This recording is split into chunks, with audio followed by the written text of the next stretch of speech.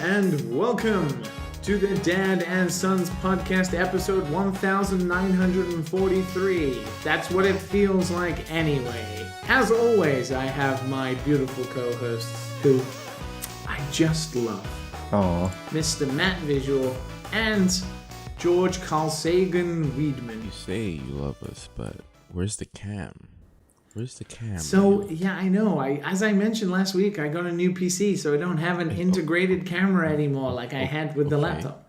You couldn't go by the store. I have a webcam somewhere in my boxes that I've moved. I just haven't had a chance to unpack them. Soon, Matt, I will be able to see your beautiful face, and you will be able to see my gross, pasty white face. Yeah, exactly. The problem is that without a webcam on, I have to imagine the most unflattering situation possible going on in your room right now. Mm-hmm. There's nothing to, tell me the truth. I am most definitely not naked. Or am I? Or being eaten alive by a hippopotamus or sinking in quicksand. There's all sorts of stuff that could be happening, and we just don't know. We worry about it. The reality is I'm in complete and utter darkness, and I'm covered in about 4 blankets because it's absolutely fucking freezing in Japan right now. What? It's freezing in Japan on February 26, 2020. 27th, and yes. I'm from the future. Because of time zones. You are. I'm future cold. 45 degrees. Wow. It's cold. Let's see. It's cold, Let's see what we got in Atlanta right now, because the weather has been genuinely scary. Yeah, it's 51 degrees right now. Like, January had it going back and forth between the upper 30s and the upper 40s, and we had a day of snow that was cool, I guess, but the other days were just creepily hot. Like, I don't know if you've lived in Japan long enough to be able to compare it over the years, but it absolutely gets hotter every year. Like, there's no denying it at this point in Georgia. It's weird, because I would say yes, and I don't know whether it's me getting used to it, but last summer was no way near as bad as, like, the summer before that, which was almost, like, unbearable to the point of, I think I'm going to move back to the UK. Like, 2018 summer was just the most disgusting I've ever felt in my entire life. And that's going to be the Olympics, too. Yeah, well, I mean, you think that. You think that, but then the coronavirus is going to kill everybody before we even get to the Olympics. Oh, George has the coronavirus. Don't cough when we talk about a virus. What's wrong with you? I was sipping on some water and a little glob got gooped up. That's all.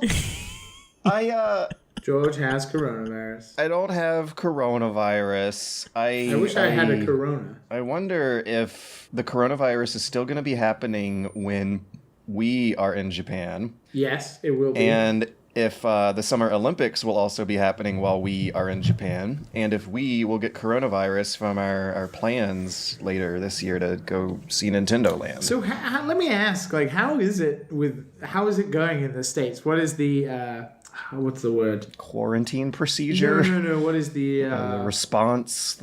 Yeah, like the response. What do they call it? The the narrative. What is the narrative? Narrative of the coronavirus? Interesting. Because obviously I live in Asia, which is like a hotbed of coronavirus issues. So are you talking about like media alarmism or like subtle racism going on? The misinformation thing? Yeah. What, like are people freaking out? Are all masks sold out everywhere? Because they are in Japan. I have seen one mask in the wild. You don't usually see that in the States, but I feel like only one is not enough to really alarm me. Well, all masks are sold out in Japan. I have not been able to buy any masks for a week. They aren't normally? No. Usually they're pretty well stocked because people don't wear them all. I mean, Japan, obviously, Asia is obsessed with wearing masks to prevent spread of influenza, but usually it's very readily available, but it's completely sold out everywhere in Japan. It's so weird because I got used to seeing people wear them over there, but at first sight, it seems a little like they look a little scary, right? Like that's what doctors wear when they cut you open. So I wonder how in a lot of Asian countries it became at like a base level, a perfectly normal thing to wear on a crowded subway with everything else, and on a secondary level, an actually kind of cute fashion thing that doesn't look scary anymore. They're just kind of synonymous with winter and the culture anyway. Masks in Japan, women use them to hide their face if they don't wear makeup and stuff like that. That's quite common in Japan, but I'm talking more about like now there is a pandemic happening. There is no masks to buy anywhere and everybody's wearing one. Do you usually wear the mask, or? No, I hate wearing masks. I'm not used to it. It makes your face itchy. It steams up your glasses. They suck. But I want one because there is like a fucking viral infection going around that's killing people. Maybe you could just take a paper towel and some rubber bands and accomplish the same thing. I mean, it's probably about as useful.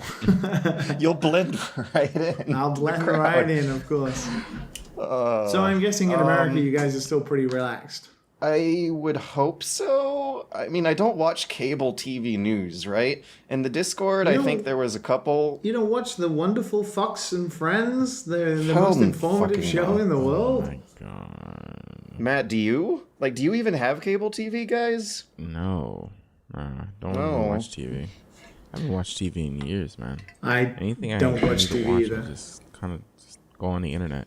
There's a lot of signs around, though, that are talking about the coronavirus here in Japan. There's a lot of public signs. Wash your hands, wear a mask, use soap, use antibacterial gel, blah, blah, blah, blah, blah. It's quite alarming over here.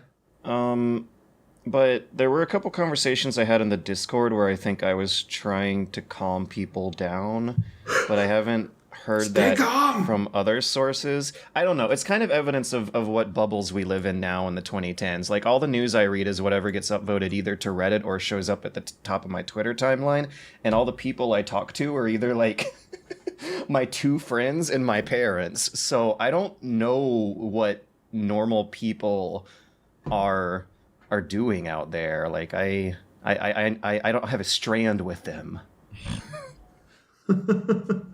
I would like to believe people are fairly calm and realistic about the thing, but I think you'd be surprised. Yeah, they got a lot of cancellations this week that we're going to be covering in the news, which seems like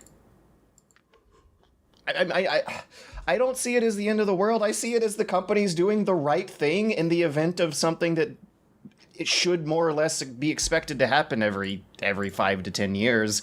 Like 5 to 10 years ago, there was panics over bird flu and swine flu, and remember mad cow disease back in the 90s? Well, I lived in the UK. Mad cow disease was a real thing. It was like, and foot and mouth, very similar. Foot and mouth was like a sheep issue. That was quite a well talked about one. It's funny. Any disease that we heard of when we were young, like we'll just make fun of in school. You have mad cow disease, Ebola. It's so weird to hear them now. I wonder what the kids are saying now. You got a corona and lime. When I learned about cystic fibrosis in school, I wrote down CF all over my jeans and said, I have CF genes.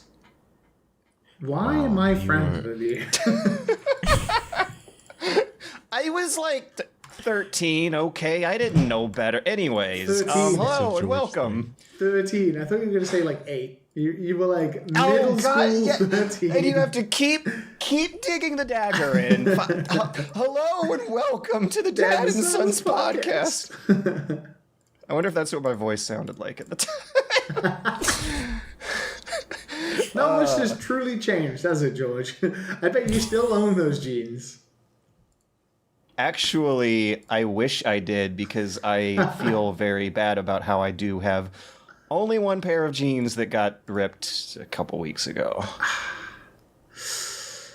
Buy more than one pair of trousers, everybody. But well, okay. I do have more than one trousers, but jeans, the denim material, like I have plenty of khaki trousers and working trousers, but not necessarily a blue jeans. So video games. Hello and welcome. Video games. I actually got some. Yeah, this time. it seems like you've actually done what we're supposed to do. Mm-hmm. Play video games. I have topics. All right. Not that you've played anything like brand spanking new. No, because I'm a patient gamer. I save money, I wait for patches and sales, and that is why this week I picked up Civ 6 Rising Storm for $20. Can you put that in your Twitter bio? The patient gamer. There's a whole subreddit for it, /our patient gamers. It's great.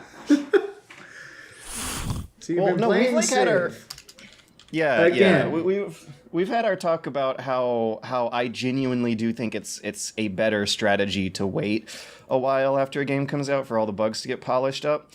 In this case, I'm back to playing Civ. Last time I played Civ was when Rising Storm first launched, and they put out a big quality of life patch that gave your city's production queues. You can put their projects in a line and just sit back and wait. You can leave map markers that I think is an incredible feature that totally changes the game. I'm putting reminders now all over the map of what I want to do on which turn. Like, I'm thinking stuff out 20, 30 turns ahead of time and crunching numbers. It's great. It's good. But that was a patch they put out a few months ago. And now I'm playing a expansion pack that was associated with that quality of life patch, and it feels like less of a jump than what it felt like when the first expansion pack had that quality of life patch added on top of it. Civ 6, I think, is balanced and fine and fun now. This expansion adds a bunch of features themed after environmental catastrophes. You are supposed to manage rivers, not build near volcanoes, manage the floods of rivers. Sometimes there'll be storms and hurricanes, and the idea is that the more you get into the modern area, the worse all those problems become, unless you build yourself up as some hippy-dippy environmentalist society, which I was looking forward to digging into. I played 3 games from the ancient to medieval eras, and I'm wondering if I didn't get to see the meat of it because I'd never made it to one of the modern eras, but I was a little underwhelmed by a few things, like how much it feels kind of like a mod in some respects more than an official released for $40 going on sale for $20 expansion pack. One of the features being the flavor text. The flavor text is written in a style that gives you accurate weather data way early on in the game in the ancient era when your people should not know that stuff. The flooding of the rivers, too, is also a little more random than I was predicting. It seems like once every few turns, a river on the map will flood. Not regularly, though. And what I was kind of looking forward to was the idea of playing like being the queen of the Nile and having farms get built up and torn down with a irregular prediction of a cycle, and then building infrastructure that would prevent the floods later. And there is a little bit of that there, but there isn't like a sense of regularity and control over these events. They feel like the result of dice rolls rather than the result of me tearing away at the environment. But maybe that's just because I didn't get too far deep into it. The problem, though, is that I've played so much Civ 6 over the past 2 years that around the time I was 30 hours into this one, because I restarted 3 times because I kept wanting a better start spot. Civ is freaking addicting like that. But I've played so much... I've played so much of it that a point of diminishing returns did hit me earlier this year when I finally had my fill, and I noticed that I had my fill again very shortly into these 3 games. And I'll stick with it, but I wonder if this is going to be the last time I'm really going to get sucked into a good clean week of Civ 6. It's nice getting sucked in again, but I don't know if there's going to be much more after I explore this content. I have like 200 something hours in that game on the Steam counter. I've never played Civ 6.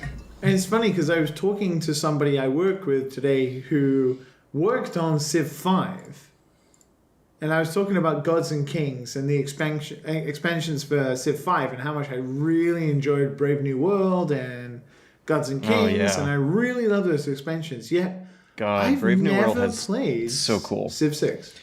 So Civ 6 is basically like Civ 5, but with little elements of all those expansion packs added into the base one so that they can, again, build up after 2 more expansion packs to another. So it's not worth having without the expansion packs? I would say you'd want at least one of the 2, yeah. Yeah, but that's also kind of the situation with Civ 5, I don't particularly feel, care too. about building rivers, though. The Rise and Fall expansion is like loyalty themed. You have to manage the loyalty of cities in new on new captures that you make, and it can create rebellions that'll grow into new civs over time if you don't do it right. It's neat, it's cool, and it feels a little more natural and believable than the weather and environmental catastrophes being dice rolls, if that's actually how Rise and Storm works. Speaking of catastrophes and stuff similar to Civ 6, I've been wanting to break in my new PC for the past week, and I've not really settled on anything or tried anything yet. But one of the games I looked at was Frostpunk. Have either of you played Frostpunk? I have not played it, but I've learned that it's always looked cool as hell. I was very close to purchasing Frostpunk, and I kind of want to give it a go. If anybody has played it, let me know.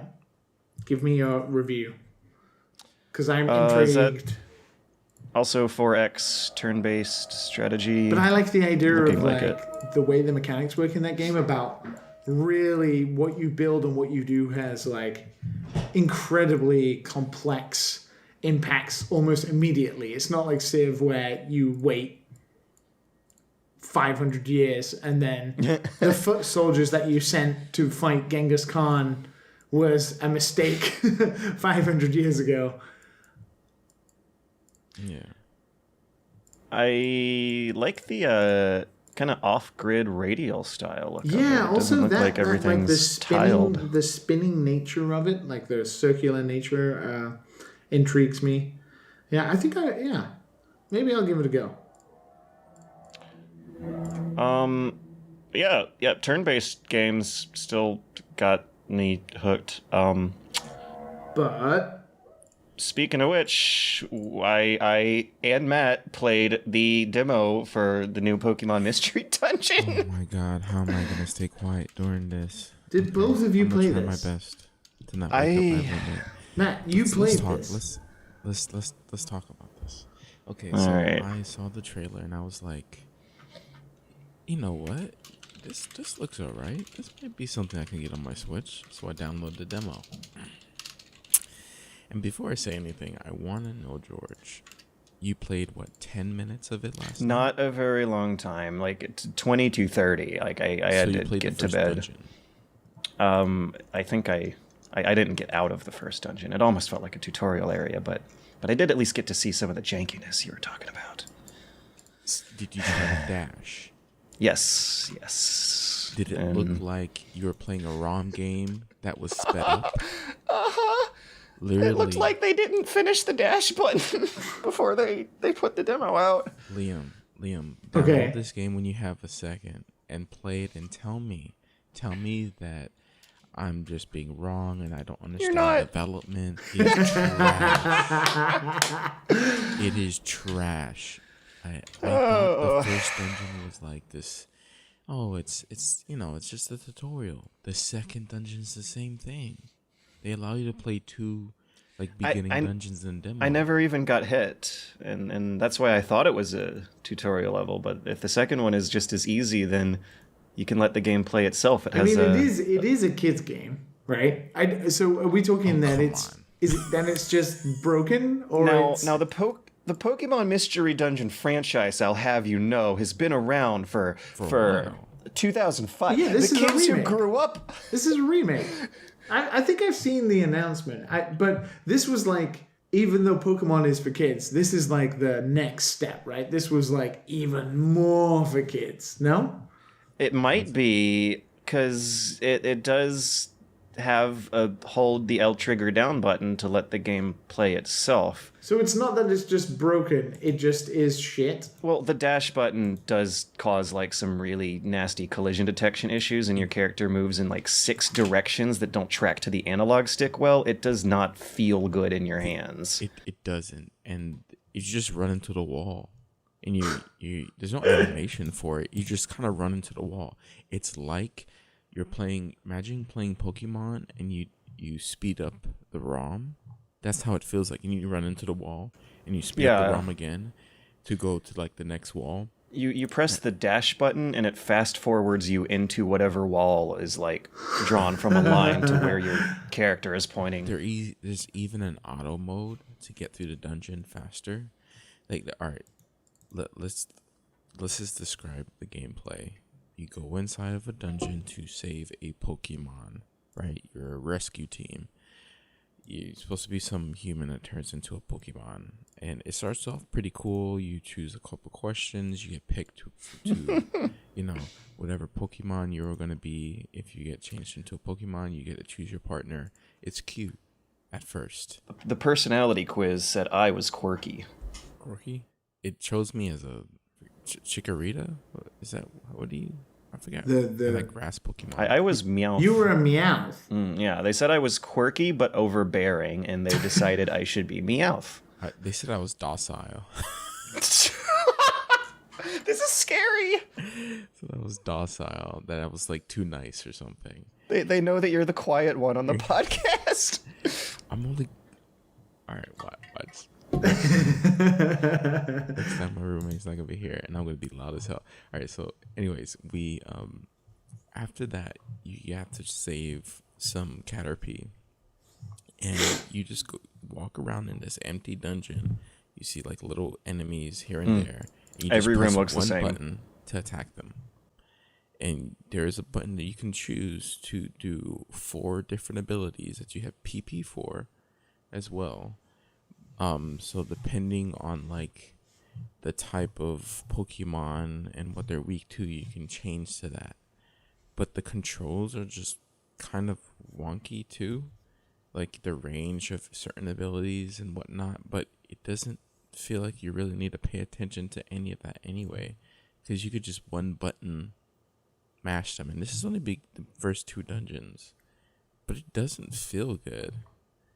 It like there's turns, but why? You can just smash A. You just smash A, and then if you need to use another ability, you just hold a button and use it. Like your other partner shoots it. Like it seems like a mod. Like just play the game and see what I'm talking about, guys in the audience, please. And tell me that it gets better, please, because there's no available. This game is $60 with it just being Whoa, really? Available March 6th. I guess we will find out. just being that. Literally, you walk around, you pick up stuff, and you kill Pokemon. It's so violent. And then you just keep going down. Kill the dungeon. them. Like, this is not a good demo of the show, man. Kill them dead. Yeah, and you just... Yeah, well, it's still better than nothing, because now we know. Yeah. I'm not gonna waste my money on it. I gotta look up some reviews. For some reason, there's some reviews on it already. I don't know how, but... Yeah, I'm wondering if we're gonna find out on March 6th, like... Pokemon Mystery Dungeon EX turns out to be the best in the series, and we just don't know how to judge these games. Oh, Have you played these before? They're usually rated pretty good. Yeah, I haven't. It's my first time, and I liked the art style this time around, so I was just like, okay, I'll play these. I'll give it a chance, but yeah, I was just very disappointed. I was very disappointed. I'm looking, like, the last one was Explorers of the Sky. Something like have that. not been following this franchise. I'm guessing I might have been out of the age demographic this whole time. Maybe it was always like this. I'm looking at it. Oof, yes. the dash is exactly the same in Explorers of the Sky. I thought that this was a fairly like well-reviewed series with some panache behind it, but on Metacritic, I'm not seeing a score above 70. They're all either mid 50s to late 60s. But maybe it's because it's Pokemon. Like, I've met people who really like these games.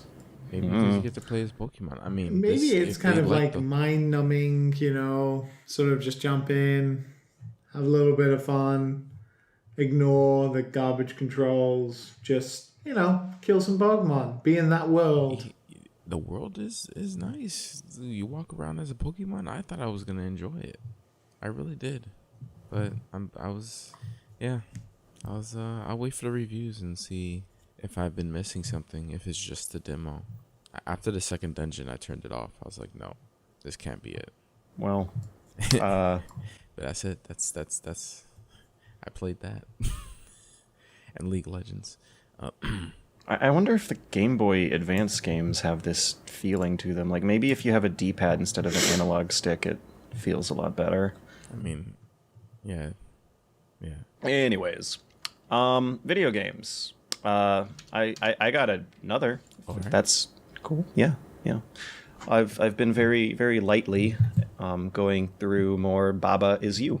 And I don't know if you guys remember, but I don't usually like puzzle games that much. Like I was one of the only weirdos who didn't like The Witness, right? No, I didn't like The Witness either. Yeah, one of us. There are tens of us. The feeling of having your pacing and your progress just grind to a halt because of something you're not smart enough to get past feels so defeating for me. I do not like that feeling at all. And I have a feeling that if I played Baba Is You on any platform other than the Switch, I wouldn't like it at all. But the portability kind of sort of encourages smaller play sessions where I can just solve one puzzle and feel good about myself and then put it away before getting the brick wall when I make it to the next one and don't feel good anymore about how stupid I suddenly became at the next one. Every morning these days, I've been like rolling over in bed, grabbing the Switch and like hammering out one or two puzzles and then putting it back. And it's so good for short play sessions like that, and it's such a fun lateral thinking delight. It's a combination of logical block puzzle moves and also getting real creative and weird with game terminology you fiddle with on the way through. Liam, you've played it, right? No, I've given it a bit of a go, yeah. As a game designer, I bet you thought the mechanics were cool as hell. Upsetting. Upsetting? You push verbs around to change the rules of the puzzle that you're playing, and you push those verbs around like a block. They take up a tile on the screen, and so Baba Is You is referring to the first rule that you play as, which is you're moving around a little scribbly lamb type sheep character. Yeah. But other times you'll slide around blocks that form statements like wall is stop and flag is win. So you push those blocks around to make, let's say, Baba is win, and suddenly you just won. Like, the solutions are very clever and creative and have this sense of humor to them that makes it feel like they're never going to be as hard as the puzzles look like at first. But as I've gotten into it, they've gotten more clever and difficult and cute. Like, there was a Valentine's Day themed one where the verbs I was pushing and pulling around were roses are red, violets are blue, wall is stop, Baba Is You. It's cute. I like it. I actually do recommend it. It's a cheap little fun, lightweight puzzle game built on a platform and in a format that has you going through it at a pace that I find so much more enjoyable than if I sat down and played this puzzle game, like taking up a whole screen. If I had to commit time to Baba Is You and try to immerse myself in the audio-visual experience of Baba Is You, it would be totally different. But as like a desktop game or something that you can pull out of your pocket and hammer out, it is wonderful. I played a little bit a long time ago. Yeah, I quite like it. I feel like I would get stuck eventually. Yeah, yeah, you will, and there's not much like going on visually. It's a very, very simple, basic, lightweight game, which is why I would want to kind of encourage that people use it as a pocket game or a desktop game, something that you keep in a little window, away from the rest of your work. Don't sit down after a hard day of work, grab a beer, put your feet up, and play Baba Is You. Play Baba Is You when you're about to fall asleep at work and need to wake yourself up. Play it on the treadmill. It's a perfect treadmill game. Love my treadmill gaming.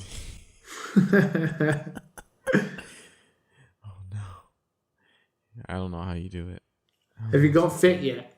Is your brain mentally stimulated and also your body? Yes, but not enough to make me look as good as I'm sure I will by the summer when hopefully we're partying at Nintendo Land Osaka. Well, yeah. Gotta lift harder now. You do. You got your bald head. You got a little big beard, a little less neck. You look good. In the meanwhile, I'm just gonna picture Liam like having a layer of slime on top of him. Why? Yummy. Why? Because you don't have your camera on. That's true. I do. So I just have to assume the worst. All the best. He's living in this luxurious apartment with not the kitchen in the same room as where you sleep, right? Not anymore. Not anymore. Got separate rooms, man. I got literal doors. Like a king. Do they slide or turn? 2 turn. 1 Interesting. big... one big empty space that is dissected between the living area and the master bedroom is 3 sliding doors. I like the sliding doors. Takes up less space. I don't know how you come to that conclusion when they're flat against the wall. They're exactly the same. Well, the turning doors will take up more space when you open and close them. But the sliding doors have to go all the way across the wall.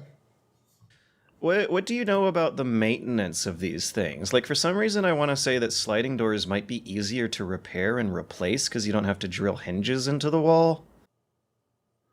I mean, I'm not allowed to drill anything into walls here, so I wouldn't even know. Wait, what? I live in a rented apartment, so Yeah.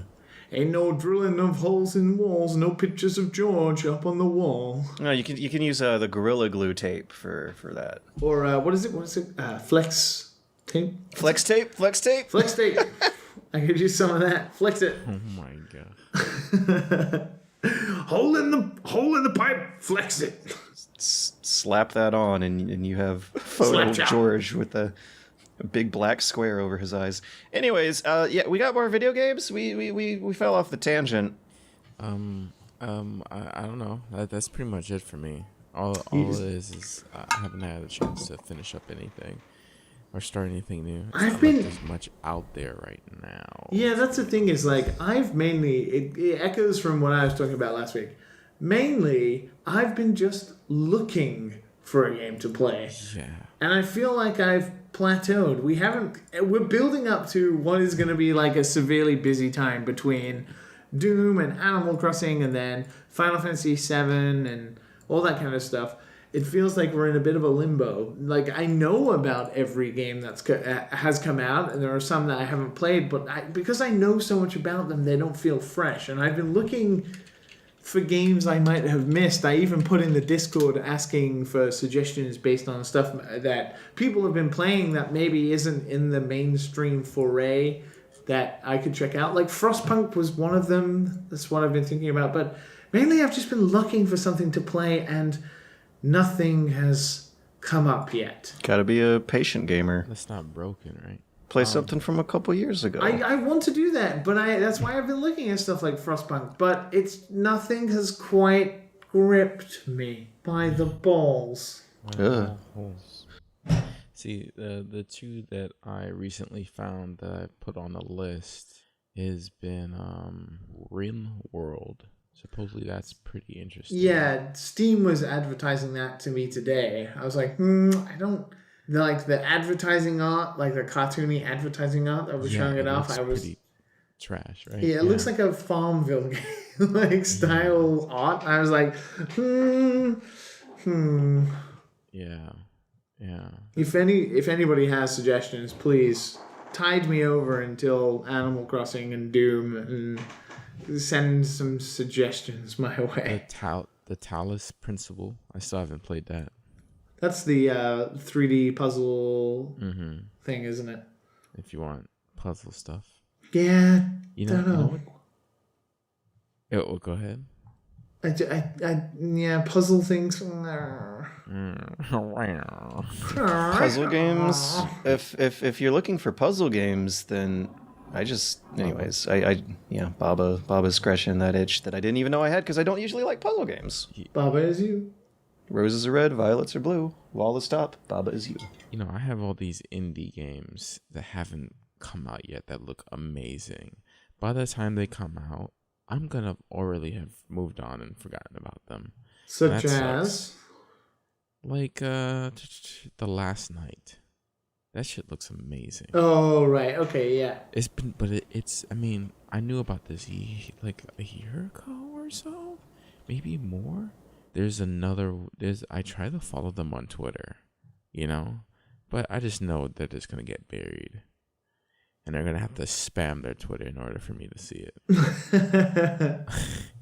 Why can't people make games faster? I have no relation to that feeling. Like, I have too much to play, and I still want to finish up some of the campaigns I've been doing for the past month. Disco Elysium, I still have not seen the credits on that game. And like Half-Life Alyx is coming out in March. RE3 is going to be happening in April. It's going to be busy, but I have not felt like I've needed something to play in years. Man, it's because you're slow, man. You play slow. Yeah, man. It's great. It's great. It's great. I don't know, man. Everything's cheap. It runs real well. You have a fully complete wiki to explore on your way through. Yeah. Still no release date for Total War Troy, though. But I've looked at so many games and even the Total War stuff, and it's always Sekiro. Now you're speaking my language. Nioh 2 is coming out. How did you pronounce that, George? That was the most interesting way I've ever heard you pronounce it. Nioh. Nioh. Yeah. Is it Neo? Well, if it was Neo, it would be spelled Neo, wouldn't it? So there you go. It's not. Screw you. I'm just reading it like how it's spelled. No, because they should have spelled it better. If it's Neo, that would in Japanese would be Neo. Neo. So if you want to spell a romanized version of Neo, what would you? If Neo is Neo and Nioh is Neo, what would Neo be? Like the Matrix man. He would be Neo, like Nio. Neo. It's a very, very subtle difference that makes a big change in the word, I bet. Mostly katakana-based stuff is all fucking made up anyway, so it doesn't really matter. Ni and ne. Well, that's their language sound, so they don't change. Just the way you spell things changes. Yeah, well, it's all the social construction. Tomato. And Liam, Octopath Traveler. On there. JRPGs. Dangerous. Yeah. Territory for spending money that I will never ever recuperate more than 5 hours of. And it's $60. Oh my god, no chance. $60 for my quest just continues on. Yeah. Maybe next week. I mean, if I find something interesting, I'll send it your way. Send it my way. I've played a lot. I might just commit to Frostpunk and give Frostpunk a real good go. I like the look of it. It's not that expensive. I'll give it a go. What is unique for me this year is I've not been hyped for stuff in a really long time. And while you guys have been talking, I've been scrolling up and down the Total Roy Troy page on Steam and just salivating. Like, I'm looking forward to that and Half-Life Alyx. And, I've made videos about how looking forward to stuff can be really bad. It's been a long time since I've... So you and me have role reversed. Are you like the cynical patient gamer now? Yeah, and you're the hype man. I'm about to spend $1,000 on a VR Half-Life sequel. Oh, I'm coming over. And a Total War game that might be as janky as all the others, but still, like, I'm gonna have the time of my life making whatever video I make out of the Total War Troy game. West of Logan. No, That's a funny, yeah, funny, clever. Interesting. They got away with that art style. Very intriguing. Yeah. Isn't that interesting? So did the other game I just mentioned. Whatever it's called. RimWorld. Well, that artwork isn't even like interesting. That's just generic. Yeah, right? It looks... I forgot what it looks like. There's another series that looks like that. You know what I want to play? Last tangent is Mega Man Battle Network. I miss those games. Didn't the Mega Man Zero games come out today for Switch? Yeah. Like, what is it? XL or whatever they're called? The package? So they had the Mega Man the Mega Man Legacy collection, whatever it was. And now they've made the Mega Man Zero stuff. Mm-hmm. That could be good. Maybe I could do that. But then I'm not really expanding my palette. I'm just playing the same old games I always like. A Battle Network, though. Battle Network's great. You can play that on Wii U, though, if you have a Wii U. Wii U.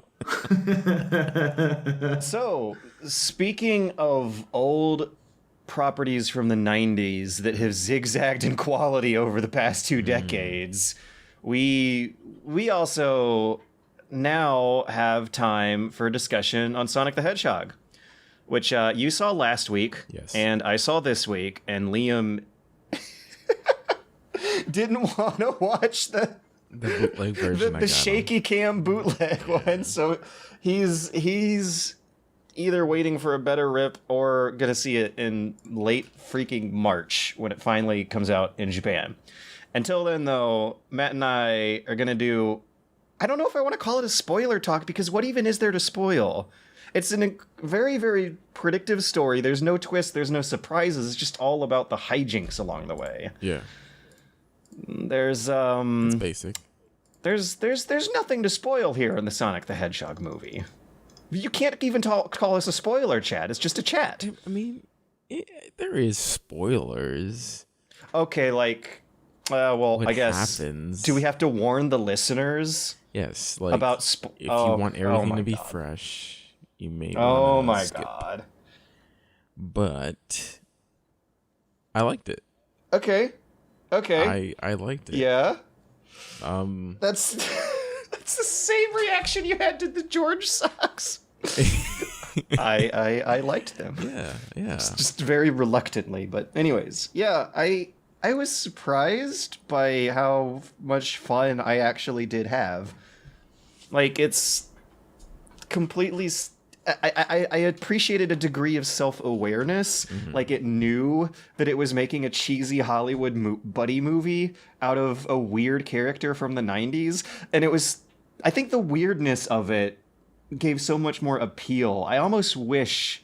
God, I knew it would have been a disaster, but I almost wish it released with the old design. Just to make how weird of a sensation it is watching a Sonic the Hedgehog movie in a room full of normie people with an intro screen that had stuff like Jet Set Radio and Rhythm Thief and Space Channel 5 on the screen in real life in the movie theater. I never thought I'd see the Sega Fiesta era, the Dreamcast days where they were at their weirdest, break into real life like that.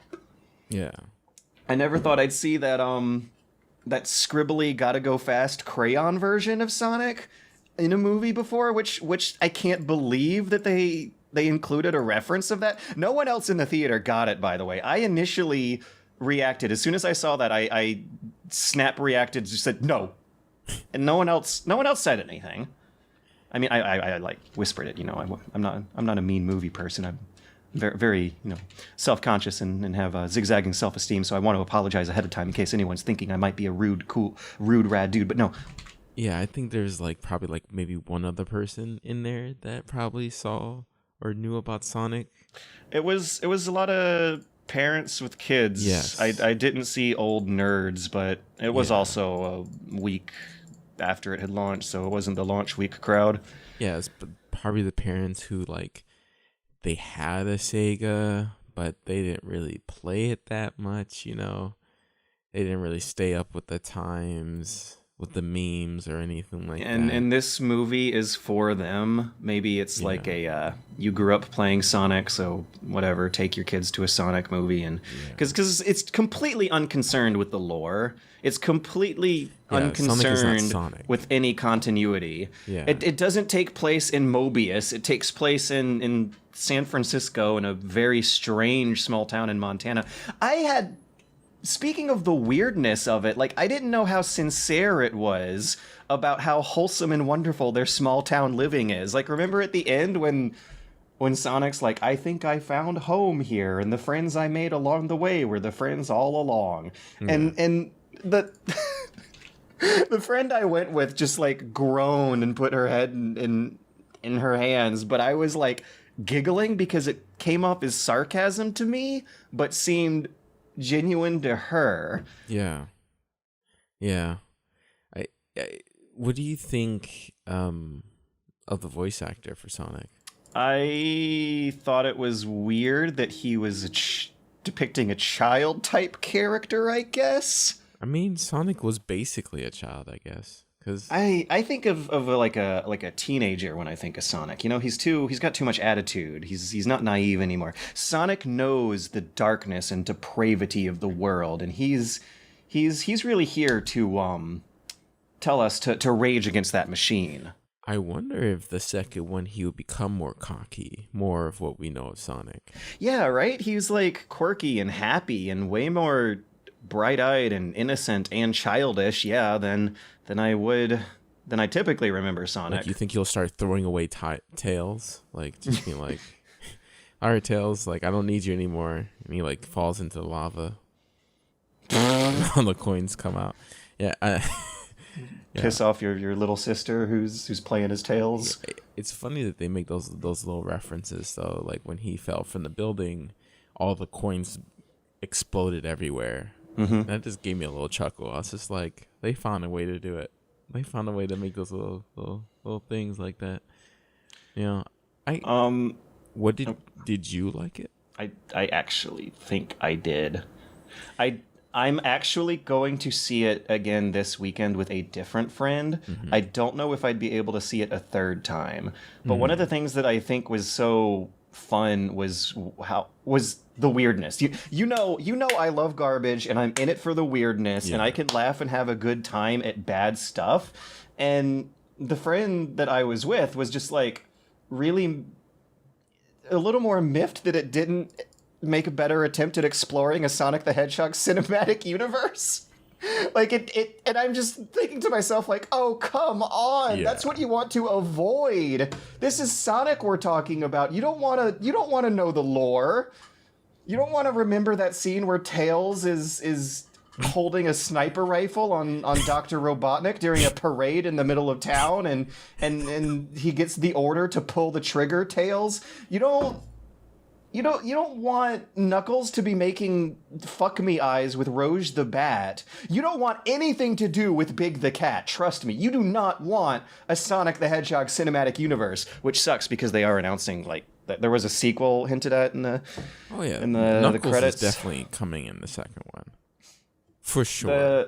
Because his like the enchiladas were definitely there in the beginning. And there were mean bad enchiladas. That looked like a completely different movie. Yeah, right. I was like, a little worried for like a split second. I was like, "What's happening here? This is not what I signed up for." So I like weirdness and I like trash. So I enjoyed spotting so many little elements in that movie where it all seemed Frankensteined together. Like there were some writing lines that were like genuinely funny, clever humor. Like remember when they show up to the stepsister's house and they have Sonic in a blanket and the stepsister's like, "Oh no, what the heck in this PG-rated movie is that? Is that a bomb? Is it guns? Is it emails?" And I was like, "Emails! Aha! That's a politics joke for the adults." And that seemed like one of 6 writers gluing together this script of incredibly different attitudes and motifs and targets that they're aiming these jokes for. And then there's that intro scene that looks like a completely different movie with a completely different art style. And I also had a hard time trying to understand what Green Hill Zone is really supposed to be. Like, they're supposed to be in Montana, but it's not very, like, flat or remote looking. It kind of looks like how I remember Southern California and New Mexico looking. Rolling green hills, right? The stereotypes that they go through are super weird. Like, remember the bar fight scene? Yeah. Like, what kind of party was that? Who was the clientele? What kind of business was that? I don't know what they were trying to do there. Like they didn't look like hardcore bikers inside the bar, but outside the bar they did. And also they didn't like Sonic the Hedgehog's kind around here. Like, they just threw that line out there, but it was, he's a blue alien hedgehog. Also, Sonic is an alien in this continuity. Yeah. Like in the beginning of the movie, when he teleports away, his owl mom says, "We're gonna teleport you to the far end of the universe," which I guess means that that's the same universe. It's very strange. Yeah, it was a very strange movie, and that whole scene there, I guess it was supposed to do the wish list thing and start that whole wish list like side plot. Yeah, because Sonic just wants a friend, which also doesn't strike me as Sonic. Like, Sonic's too rude and edgy to have a friend. Yeah, I was hoping they did something else other than like a bar. Like, that's not a kid environment. Which made it even weirder and stranger. There's a scene where he's zipping around really fast in slow motion in the bar, and for some reason knocks all the bar fights out. All the bar fighters just get down on the floor and wiggle around and don't get back up. One of them, though, looks at the camera, laughs, and then looks back. Yeah, I did not realize that. There's also some shadow glitches you might be able to spot during the Transamerica Tower sequence.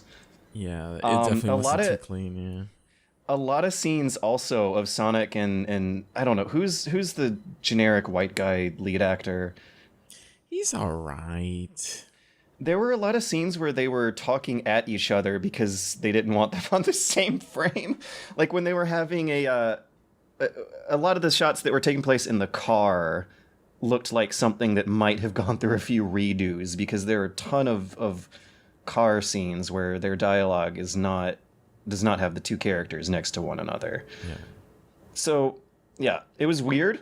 It was bizarre. It was strange. James Marsden. Yeah, James Marsden and Sonic the Hedgehog spend a lot of conversations in cars not in the same frame as one another, and I think Sonic's size changes depending on some camera angles. Anyways, yeah, it's weird. It's Frankenstein together. You can tell that the quality is shaky and off, and strange. It's like you're seeing a lot of aliens pretend to be human. So of all the actors they could have relied on to kind of sort of put an arm around this bizarre chaos, I'm so happy with how Jim Carrey's Dr. Robotnik turned out.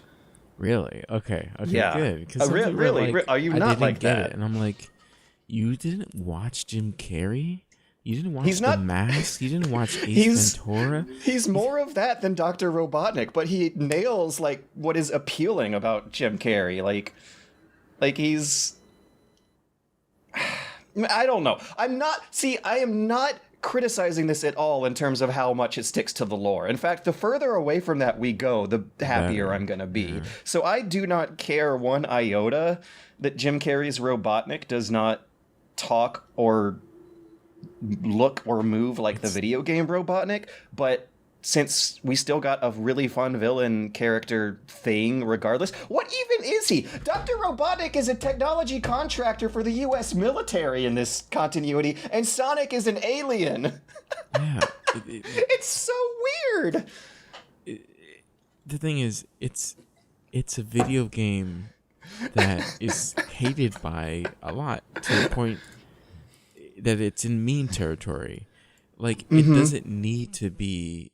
It doesn't need to stick to a lore. It's not Halo, you know. It's not if Halo became a movie or any of those types of games. I say do whatever the hell you want to it, you know. At this point in time, saving Sonic is going to be more about getting sarcastic and weird and artsy than getting serious. Like that's what he has become in the public minds. And this movie actually seemed like a pretty effective job at writing the line between both. And it did it by having a wonderful return to 90s Jim Carrey and a creepy self-awareness of just how generic and kid-friendly and basic everyone in this universe is, to the point where they do come off more like aliens than real people.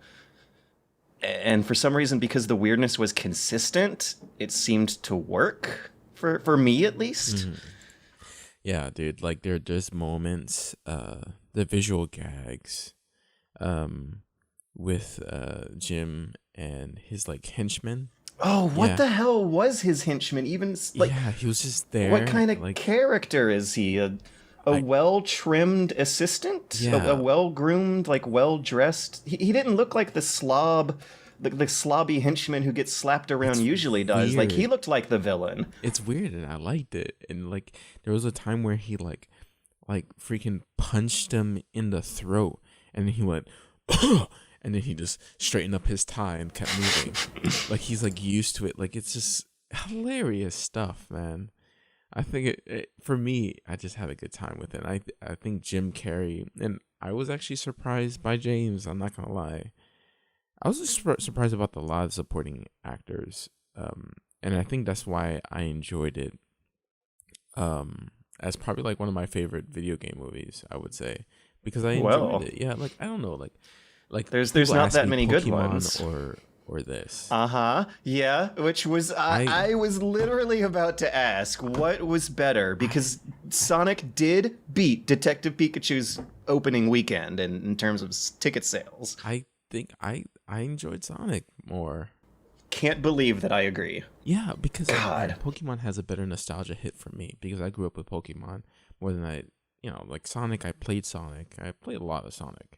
Like adventure games and everything, but like Pokemon is Pokemon. I mean, all of us have more experience with Pokemon than we do with Sonic. But I feel like the main character for Pokemon was kind of lacking a bit. He was just there. He was all right. There were certain moments in Pokemon that were just didn't make sense. Granted, there's like a moment or there's a couple of that in Sonic. It's just not as noticeable. It's not as like, oh my god, what is happening type thing. It doesn't try to pull at your heartstrings or anything. Sonic is Sonic, like it's basic, and I think that works for it. It should be. I mean, it should be. Sonic has gotten really weird over the years. Yeah. Like, remember when he romances the princess in Sonic 06? There's that Sonic human girl kiss scene. Yeah. It's not supposed to make sense. So I did actually enjoy it better than Detective Pikachu, but I do have to clarify and qualify, like it's all about the subjectivity of it. Because I like garbage, I like gimmicks. Yeah. I think that just means I like surprises, and I was so surprised. Whatever we were going to get out of this, I would have just giggled and wiggled around and laughed my ass off at it anyway. But I was so surprised at how competent it turned out to be that I think I got more of a thrill from my sense of surprise than I did from the movie's quality. Because I do think Detective Pikachu is a better quality movie, but I had more fun when giggling my ass off at this dumbass Sonic movie than trying to take a Pokemon movie at least a little bit more seriously. Even though Detective Pikachu is still like a comedy, like action comedy, it felt like a more serious affair. I mean, there was a murder mystery in Detective Pikachu, you know? Well, the stakes were higher. I had to put my humor aside and fully empathize with the characters on the screen and get into their heads. Whereas with Sonic the Hedgehog, I could just point and laugh and not believe what I'm seeing. Like that. Oh god, it all starts from that Sega intro card. Both movies were good though. Both movies were good as video game movies, should I say? For video game movies, these will never win Oscars, but or any type of award for that. But for video game movies, they were actually good. What does it say about the dire straits of video game movies and video game stories that we are perfectly happy with mediocre movies? Because we've had so much garbage. Much garbage. Like, remember Super Mario World? I mean, that's the Super Mario movie was panned on launch, but I actually think it's okay now that time has healed that wound, and I like garbage. The original Silent Hill movie is okay, but I don't think it even that a video game movie though. What? Yeah, it actually followed the plot, and the cool thing about the Silent Hill movie is that it used all of the music from the games. It didn't have an original score. They just used Akira Yamaoka's game soundtrack. And of all the critics who talked about how mediocre and boring and okay the music was, the movie critics really did like that soundtrack. But it was the game soundtrack. Anyways, Silent Hill 1 was an okay movie, but that was like 14 years ago or something. Really, really long. I want to say 2006. And it had a sequel that wasn't great. I mean, there's Mortal Kombat. You ever saw the Mortal Kombat movie? That can be fun. That was a fun watch. Those are fun watches with a couple drinks in you. I mean, I did have a drink in me when I was watching Sonic. Oh, did you sneak one in? No. Oh, over here in California, everyone has like a bar inside their movie theater. Oh yeah. We went to the cheapo one. I actually got some kind of incredibly fruity grape wine cocktail thing that was at the gas station next to the theater and snuck it in, and it probably made Sonic better. Yeah, it does. I didn't have one during Pokemon, and I didn't have one during the Star Wars, which is probably why I enjoyed Sonic way more than I enjoyed Star Wars. I had too much during Cats and fell asleep. I enjoyed Sonic better than Cats. I enjoyed Sonic better than Star Wars. I enjoyed Sonic better than Detective Pikachu. What the hell happened? Because I'm pretty sure if we watch it again, we're going to be like, it was okay. I'll find out this weekend. It's going to be interesting hearing Liam talk about it a month from now. He's going to be like, it was okay. Do you want to count Rampage as a video game movie? I never watched it. I need to watch it. Me neither. And it did okay, but it's The Rock such an open-ended property. I mean, it might as well be a... See that massive meat. Also the champion of wholesome values and strong, powerful politeness. The Rock is a cool dude. So, any final thoughts before we end? Before we wrap up? God, I can't believe that we're saying this still. It wasn't even that good, but it's enough to actually get us this happy. Yeah. It's so weird. I think that's the point, right? If you spend $10 to $15, I don't know, sometimes $7 if you go to a cheap movie theater on a ticket, and you're happy by the end of it, especially for Sonic the Hedgehog, I think it's not a bad movie.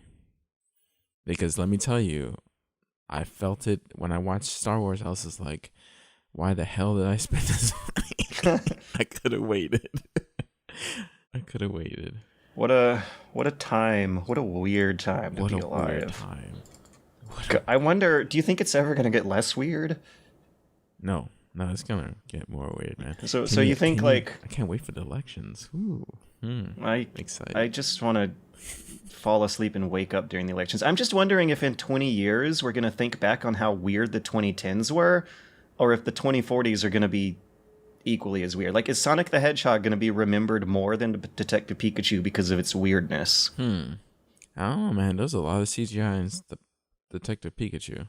There's a lot of CGI. Yeah, but it's also something that people kind of expected to be an okay movie, whereas Sonic the Hedgehog was a surprise. I mean, this was a big news topic to cover for the whole past year, ever since they put out that naked rat man version of the character. That was disgusting. God, do you remember the quote from the producer? The producer said that since it was a live-action Sonic the Hedgehog movie, they needed to make Sonic look like he was really in the real world. And what we ended up getting was a more cartoony Sonic the Hedgehog who doesn't look like he's part of the world, but it's fine because the world itself doesn't look real at all. And the people don't seem real. Sonic blends in better than that guy ever said. That producer was just objectively wrong. A lot of Hollywood is wrong, sadly. But guess what? Whoever decided to do the redesign, won the day. I would say, even though the animators got fired. But yeah, whatever. They got sacked. That sucks. That absolutely sucks. When you told me that, I was very disappointed that not that they got sacked, they got shut down. Like the studio shut down, right? That's insane. Before Christmas, too. That's insane. I really wonder what the number is for what sort of justification. I wonder how those people sleep at night. God. Oh, they sleep well. You think so? Well. Yeah.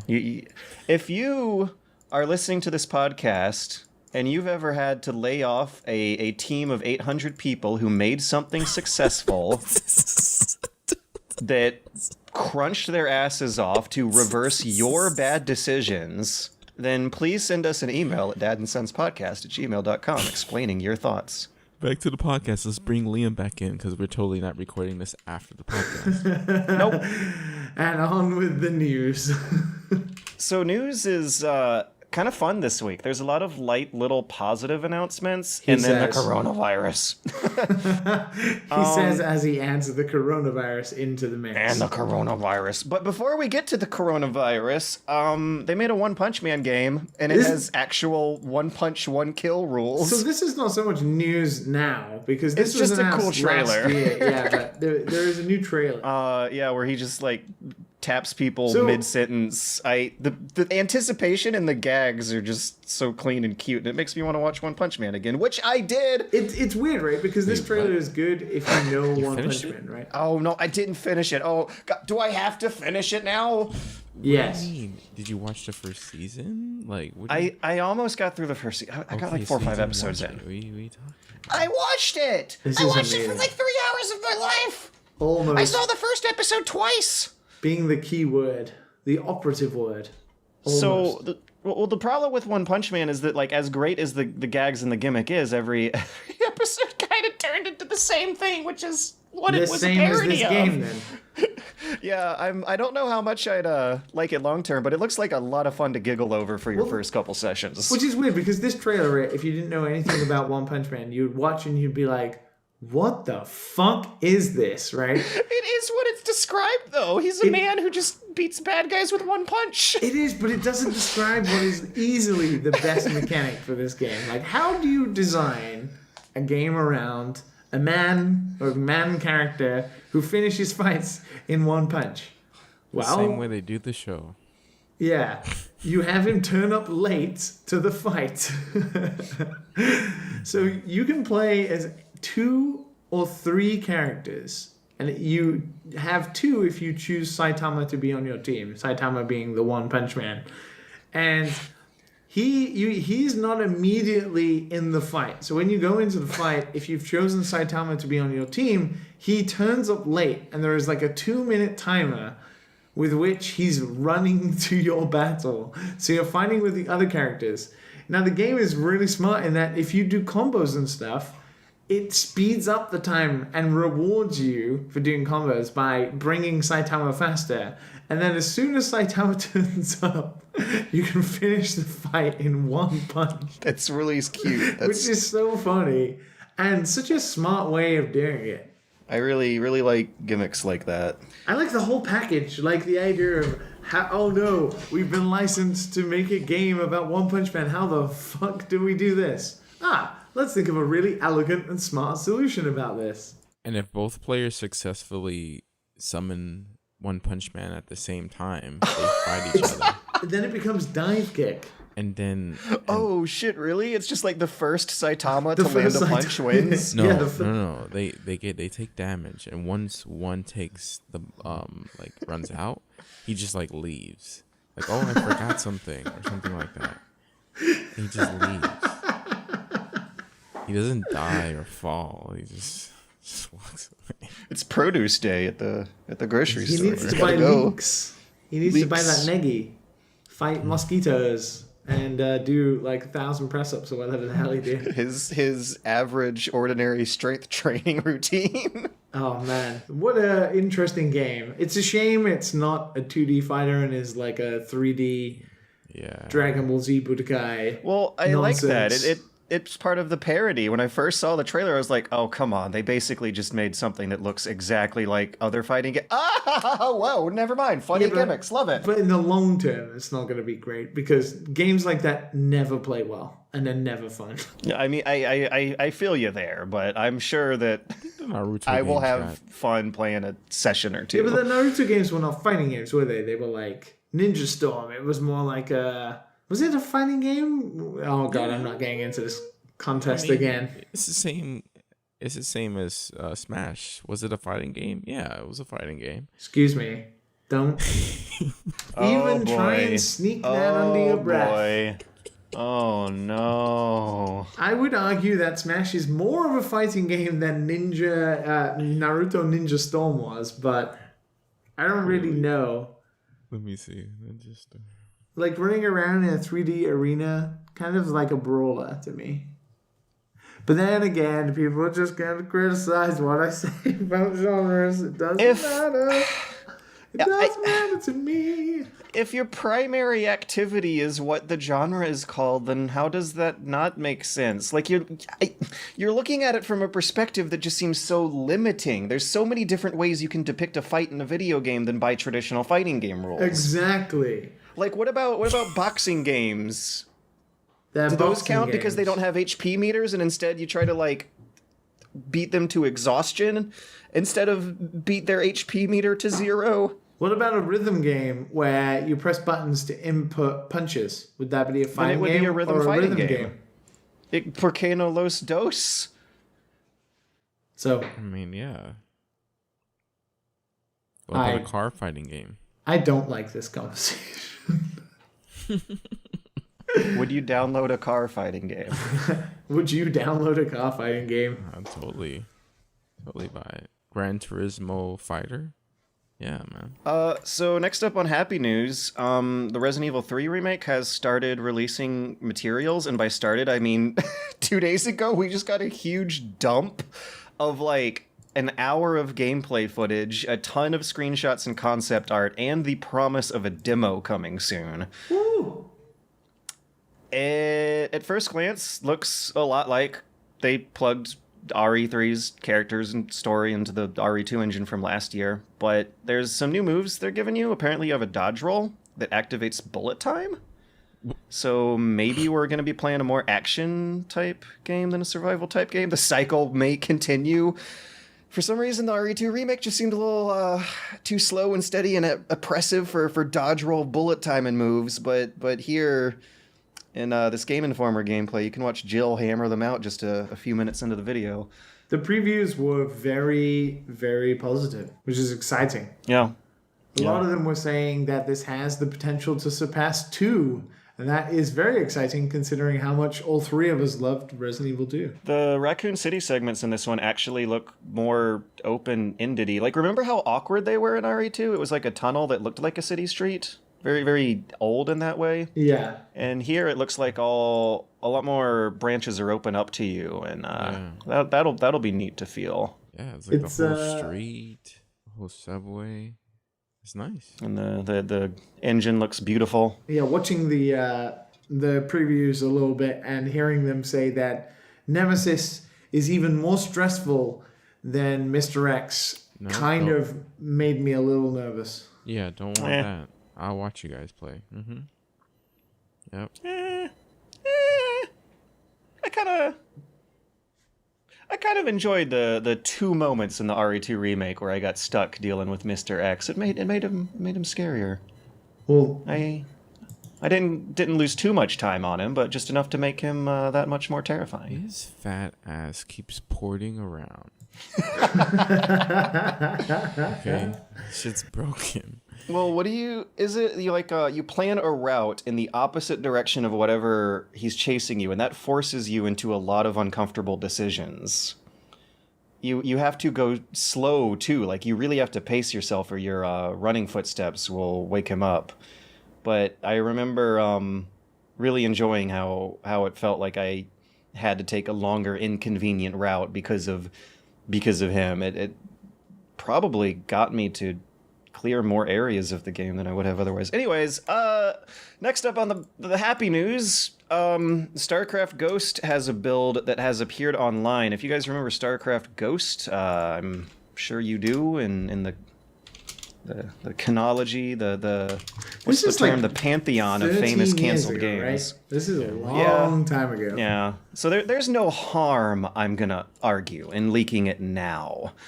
I highly doubt anyone at Blizzard feels like they've lost millions of dollars of a lucrative project from this. What has been leaked is a dev build that someone, I think, got from a handed down trashed dev kit. I mean, the video has already been removed, so. Let's see. I gave you guys a link to a Twitch clip. Yeah, the YouTube video has been removed. The Twitch clip. Yeah, okay, there's a YouTube video of a 720 feed. This is the good one. You can really get an idea for what the game would have been like from this 720 video. And it's, looks like a third-person shooter with very lightweight, snappy animations and a level design that has flat, linear tunnels. Her feet don't really exactly track well to curved surfaces on the ground and such, and the level design kind of has you shooting little Zergling aliens that rush you in straight lines. It doesn't look that interesting. I can kind of see why a PS2, they'd wanna Xbox generic third-person shooter. If Blizzard made a generic Xbox PS2 era third-person shooter, they'd at least want it to be like super duper polished and appeal to but this do was that Blizzard like thing where it very early development, right? This was not. I don't know the build we're looking at, but it was in. I remember reading news about this thing like for 3 years on. They really wanted to get it out, but never ultimately did. Yeah, I mean, you can tell from the footage it got quite far, but I mean, until you know what the finished build looks like her butt is the most completed feature. The gunplay animations are rough. Whoever's playing seems to have a really hard time with the analog sensitivity. And yeah, in terms of level, I actually had a friend send me a link to this build, and I was like, but then when I saw that you needed an original Xbox, I was thinking, who the hell has an original Xbox for this? You. I don't. Oh. I thought maybe you did for some weird Morrowind reasons or something. I've only played Morrowind on PC. Whenever I build a new PC, Morrowind is the first thing I stress tested with. I hate Am you. I the only one that liked Oblivion that much? Because I really loved Oblivion. I liked Oblivion. I didn't love it, but I liked it. I'm very, very well aware of its flaws, but I I had good times with that. Morrowind I did like way better. And Skyrim I did like better than Oblivion too. What? But I still liked Oblivion. Everyone talks about Morrowind and Skyrim, but no one talks about Oblivion. What is wrong with you people? Oblivion had ugly potato people. A kind of genericized Shrek, Lord of the Rings, Fellowship visual design that didn't appeal to gamers. I think the thing that I have always had the hardest time with Oblivion is the combat. I think I might have accidentally said Morrowind just then. But Oblivion's combat is so bizarre to look at. Like, the swords don't... It's the same combat. Boring ass, click, swing your sword, and shoot fire out of your hands. It's the same thing as Skyrim. But Oblivion's is especially floaty and lightweight and not visceral feeling. Like, Skyrim has... Like, Oblivion doesn't have that sense of distance between your first-person melee weapon and whatever it's connecting with. I remember really liking Oblivion as a teenager, but then when I went back and replayed as an adult, I just couldn't help but laugh at some sword fights where you're gently painting a stroke in front of the air of the other guy, and the two of you just kind of grunt at each other, and you hear the swords clang and clash, but you don't see them clang and clash. I'm waving my hands around as if I am painting a kanji stroke, because that's what it looks like you're doing with your sword in Oblivion. I'm literally watching Morrowind gameplay where you're swinging a sword at an enemy and they're not even reacting properly. Yeah, Morrowind's combat is way worse, actually. It's the worst of all the games. I am so sorry I brought this up. But it's still a better game. Anyways, we have one bit of sad news now. The sad news is that the coronavirus is happening, and it is canceling the GDC appearances and PAX East appearances of some major players in the video game industry. Like, Electronic Freaking Arts is not coming to GDC. Sony PlayStation is not coming to PAX East. Koji Pro is not coming to GDC, and neither is Facebook. I would actually like to get a tab up of the GDC schedule this year and see what Kojima was supposed to be doing. But he was giving a talk on the design philosophy of Death Stranding. No. I had it down in my tracker to go watch it. I absolutely would have watched that on the Vault. I'm sure it'll happen again. It's intriguing, right? As somebody who is preparing to go to GDC and is coming from an Asian country, it's like doubly as worrying. One, am I actually going to get to go anyway because the US just going to ban flights coming out of Japan and Korea? Totally freaking wear the mask, at least for the planes. Oh, absolutely. If not in the crowd. Mean, Japan has taught me enough about, taking antibacterial gel with me and also wearing a mask. But I think the main thing is what you've got to realize, and what a lot of people I think are overblowing a little bit about this, is if you're a big company like EA and PlayStation who are sending let's say 50 to 100 people to demo booths and to do meetings and stuff like that on work time, but one of them gets some sort of infection or something happens, the ability to sue is very high. So I think a lot of this is condensing their losses about what they would get out of this, out of events like PAX East and also GDC, measuring it against, if one of our employees gets coronavirus on our work time, under our responsibility on a work trip, how damaging is that going to be to us? If we assigned our game developers to work in a war zone, how liable are we for injury? Yes, exactly, right? That sort of feeling, I think. The Koji one is intriguing. Well, one thing is Koji Pro, Kojima is a high value VIP, right? Yeah, but it's up to him, right? It's up to him how he feels, and he obviously is worried about it. Well, don't they like not allow Miyamoto to drive himself to work? Oh yeah, Like don't they have Nintendo- some kind of hyper professional chauffeur? Like they don't even let him ride a bike. Yeah, Like they really don't want anything to happen to these guys. He's not allowed to ride a bike anymore. It's quite funny. I don't know. I mean, I'm sure it's great being Shigeru Miyamoto on most days, but on some days I bet you just want to go to work by yourself and not have to deal with some bullshit I'm sure he does have to deal with. I did ask a couple of Nintendo employees. I asked Aya, the Animal Crossing director, because she's doing a talk about Animal Crossing, and I was like, oh, are they going to still send you over? And she was like, I don't know. I don't know what's happening. So I assume Nintendo might also be in the same situation, but I don't know. People are flying every day. There are people right now who are flying from Japan to the States and States to Japan. And by the time people listen to this, the same thing will be happening. The coronavirus, of course, is a very serious situation. So GDC is 2.5 weeks. So who knows?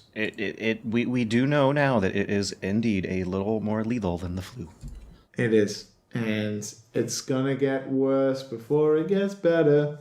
And we need to take precautions. But is this kind of thing what we should be doing? I don't know. Will GDC just cancel the event? I don't know. Wash your hands, wear a mask, and I'm sure you'll be fine. Especially wash your hands. And also when you cough and stuff like that, for goodness sakes, please don't do it into your hands. Do it into a tissue or into your sleeve of your elbow. Do it into someone else's clothes. I wonder if you also shouldn't bang anyone. Because there's a 2-week incubation period, you don't know. Well, I mean, not that you would anyway. Not that any of us are getting laid. So, speaking of nerds, we're going to be doing some listener questions now. Speaking of people not getting laid, Leonard K has a really good one, but actually before that, let me plug the email address. It's dadandsonspodcast@gmail.com. If you're not getting laid and want to spend your time better sending an email to a podcast, you can do it at dadandsonspodcast@gmail.com. No flex, no chill. All complaints directed to Matt at dadandsonspodcast.com. So, Leonard K was talking about the Platinum Games Wonderful 101 Kickstarter. They say, I saw this GIF a while back showing the devs at Platinum Games excited at the progress, and I found it so weird to see these devs in reality anticipating the results of something they put out in the world. It's making me think about the distance developers had from people who play their games and how much that distance has closed in recent years. With the rise of developer-run Discords and Kickstarters, what do you guys think about the decreasing distance between fans of games and those who make it? Scary. Good. Cool. But also scary. Can be bad. Yeah, I see it as just scary, exciting product of our new era. Last week we were talking about how easy or difficult it is to separate art from its creator. And me and Liam went on this long tangent about how we felt like our minds kind of changed over the past decade on that. And one of the reasons I think is because these social media platforms exist now to where it's so much easier for a creator to spread a negative influence with that closer connection than having more distance, because media technology has not turned into giant social media websites that everyone has a profile and talks on, including celebrities. Before then, if you wanted to get homophobic quotes from the Ender's Game author, for example, you'd have to set up an interview, or they'd have to write an article and release it as a letter to an editor in a paper, or self-publish it. But pressing a button and typing a few words is a totally different situation in terms of how much a problematic creator can turn into a rock star, a punk rock, rebellious hero for the kids, you know that dynamic? Yeah, and it's a case of, don't meet your heroes sometimes. You talk to somebody who you really respect and then they call you out or talk shit about something on social media. And then that's totally happened it happens. Notch. Yeah, exactly. Notch is the biggest example of this, right? But social media has changed everything. Everybody is reachable. You can literally tweet to your favorite game designer, artist, metal musician, YouTuber, George Weidman. You can say anything. You can say, "Hey, I love your stuff," blah blah blah blah. You can also say, "I fucking hate you. Why are you here? You're shit at your job. You waste stuff." And it is weird, and especially in games, because games I find the most surreal experience. Like, maybe even YouTubers feel this as well. Like, you're just doing your job. Like, you're going to work and you're at the studio, or you're doing like your 9 to 5. Usually games is like 9 to 9. But somebody who maybe you're, let's say, I don't know, you're somebody who works for Square Enix, right? And you're working on Final Fantasy or something, but you're just a normal guy or a normal woman or a normal person, and somebody hates Final Fantasy and is like, finds your profile on Twitter, and you're just a normal person, and then they're like, "Fuck you, I hate you," and you're like, "Oh, what? I just went to work today." It is interesting. It's great. I think that over time, like, we will see it as a net positive, but right now, while growing pains are kicking in, and a lot of grown-ass mature adults don't know how to use social media well, myself included, we'll eventually figure it out, I'm sure. I'm sure. Things get worse, and then they get better, and then they get worse again. Like the coronavirus, social media will change. John C. asks, where was Liam on the Japan trip in 2017? In Okayama. I believe George we've went early told and saw this Liam. story. Yeah. George I went was early, saw messaging him, and I came later, so he wasn't We in got the drunk, footage. and I vomited my orange juice out, and it was very acidic, and it burnt. Yeah, me and George got very, very drunk, and then were incredibly hungover in a McDonald's the next. We navigated home from Oh a my dance God. club I will while never- using a compass with a map. I will never live that down. I still, to this day, cannot believe how a man who has never been to Japan, never been to Osaka, drunkenly managed to make his way back and guide me to a capsule hotel using a compass. Because I don't remember if it was that we had no service or no cell phone batteries, but for some reason... I had no battery and you had no service. But I did have a compass in And my and you pocket pulled it because out, I'm normal. And I thought it was a joke. You were like, "Oh, don't worry, I have my compass." The sun hadn't risen yet. We didn't know which way was east. And I just kept saying to him, "We will never find this. It is a joke, you have a compass." And yet we found it within 20 minutes. I was amazed. So glad that when I did that bike trip, it was without a smartphone, because I do feel like that developed a sense of direction in me that I did not have before. I leveled up my sense of direction. I still can't believe you did that. This is a defining moment in our relationship, George. My trust in you was solidified in that moment. I'll follow you to the ends of the earth, my compass-wielding commander. Okay. Steve, Brett, Leonard, Brett S. says, for everyone but George, what have you guys been listening to? Obviously, Liam has just been enjoying the sweet sound of work ambience, but hopefully some jams have been in there somewhere. As the more musically invested of the two, I was wondering what Matt thought about hip-hop and rap recently, particularly from Tyler, the Creator, A$AP Rock. I probably said that wrong. Yeah, you got it. Well, holy shit, I did. I listen to a variety of things. So I'm pulling up my Spotify here.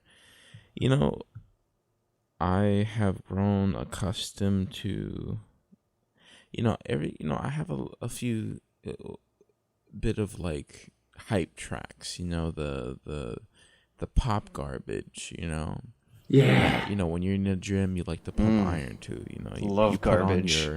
You go on Spotify and you put on the rap Caviar, and then you're jamming. You got your Young Thug and your YBN and all that, and of course the Baby. Just kind of pushing out some sets. But like for people that I actually like listening to, I would say like Gold Link. Gold Link. There's a little bit of Gold Link in there. Let's see what else I got in here. Chance, like in certain songs like Child's Play, I have on here. Of course, Drake, because I'm a sucker for that. I've been listening to a lot of Travis Scott. Travis Scott. Yeah. Travis Scott's pretty good too. Yeah, there's some really good tracks by Travis Scott. I don't listen to albums anymore. I listen to No, me neither. I just listen to songs we talked on about playlists. this before, right? Yeah, we talked about this, right? Playlists is like randomly generated playlists based on algorithms, based on what you've listened to, is like the way forward. Yeah. The Box, Stormzy. I've been listening to a lot of Stormzy. Matt, have you heard Stormzy before? Stormzy, no. He's like a grime artist from the UK. I think you'd really, really enjoy that. Stormzy. Gonna go ahead and follow that because UK rappers are good. All right. Yeah. So, but as far as like everything in general, I'll of course back then I'm still listening to a couple of rock bands that I haven't listened to in a while. But I got some like Leon Bridges. I got some Steve Lacy, some Phony People in there. Is that the band name, or are these you are band describing names. them? These are band names. Oh, okay. I thought you were just laying some shit down. Some Still Woozy, if you like that nice jazziness to it. Louis Armstrong is always in there. Some Lucas Graham. When You Love Someone, that's a good one. Yeah, I mean, Tame Impala, of course. Just like I always fall back I always fall back to a very like nice, mellow playlist. I go hype sometimes depending on the mood or what I'm doing, or if I'm in the car for a long time, but always like to go back to like a chill vibe. But yeah, that's the thing, is like, I think it's it's the same. I have like just artists I'll always go back to all the time to listen to. Very comfort, New Jarbies and stuff like that. Even like a lot of chiptune artists, comfort artists that I really enjoy. But I always listen to like Release Radar on Spotify and artists I really like, the new tracks they're coming out with. There's a new song by Kyle that I really like. Yeah, Kyle is good. I like Kyle. I'm actually surprised. I care not at all for One Direction. I know nothing about them, but I listened to Harry Styles' new album, and I was pleasantly surprised by how pretty good that was. Yeah. The song Adore You is really, really good. So I was surprised. Yeah, there's a lot of good music happening right now. Yeah. Inner Bloom by Rufus the Soul. That's something different that I've listened to recently. Man, there's a lot of stuff I can go on here. I have like thousands of songs on my Spotify. But yeah. Songs About Jane. Favorite album. Go listen to that. Acoustic version. Back then when Maroon 5 was good. Guys, every word we just said, George did not understand. I have had a problem with Spotify where it keeps playing the same songs I've heard a zillion times before. Oh, I thought you were going to say it literally just plays the same song over and over again, and you just had a repeat toggle or something. I can't even do Spotify right. I've been listening to You Spin Me Right Round, Baby Right Round by Dead or Alive for like the past week, and now that's just on the home page. I took a walk to the office for like 2 days while listening to that, and now it's on the home page all the time and keeps coming up in the rotation, and I'm like, I've had my fill. I'm good. I'm ready. I have that song memorized right now, okay? Spotify, you can move me on, right? Am I really that so bad that I can't even do Spotify right? Am I that bad at music? At just listening to music? Oh, God. Oh. Maybe you listen to it too much and it keeps playing it, I guess. Because my taste is so shitty that everyone else would get tired of it after enough, but not me. Okay, so what you do is go to the search and search for genre this time. Some jazz from the jazz. Right. I'll type in rap. energetic 80s and it'll play me You Spin Me Right Round by Dead or Alive. Or I'll type in like workout music and it'll play You Spin Me Right Round by Dead or Alive. You played it that much? Did you play it that much that it just auto corrects? So you spin It keeps coming up. It keeps coming up. Maybe it's just realized that at this point, George, there's no helping you. No helping. There's no new music you're gonna like. And I've never manually typed it in, but I have not heard any video game music. Wait, no, that's not true. I listened to the Halo soundtrack one day, and it never played the Halo music again. I wouldn't mind walking to work with that in the background of my adventure. Spin me, baby.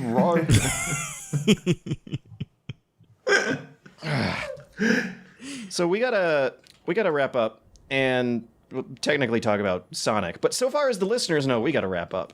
Yes, what a great conversation you guys had. I'm really happy with how we did complete the Sonic talk by now and shared our very interesting thoughts that we know of each other now. I could go back to sleep, right? Yeah. Oh, okay. Yeah. All right. Well, see you guys. You spin me right round, Georgie, right round, like a record player, Georgie.